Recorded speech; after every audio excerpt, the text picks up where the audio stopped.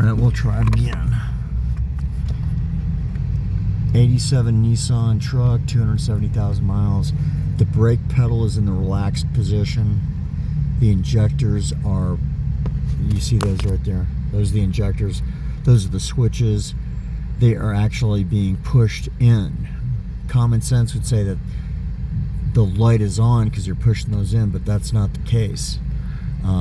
So that the switches are pushed in and the lights are off. We put the brake pedal down, the switches are not pushed in, and the brake lights are in the on position. So you can see those two little black grommets.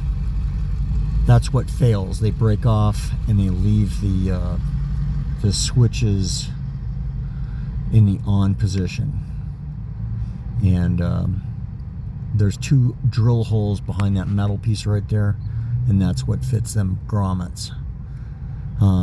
You can buy these on these little plastics on eBay cheap. So right there you can see it's pressing down on those two switches, and so the lights are not on. I'm pressing down on the foot pedal. The two switches are in the not pressed down position, and the brake light is on. And that's how simple it is. There's only a couple things that can fail.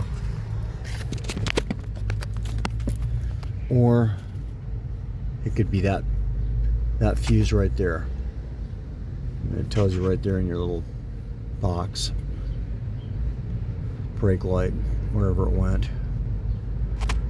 Stop lamp, that's it right there, stop lamp. So, could be a blown fuse, could be the grommets, could be a wiring issue, could be brake fluid, but that's generally not going to be it unless it's a really modern car. But that is the solution, and this is the AutoZone part number. But like I said, you can buy these online for cheap, but that's how you fix it. And this is what an old grommet looks like. They just wear out and they blow up. That's simple. This phone is more difficult to fix or use than installing these little grommets.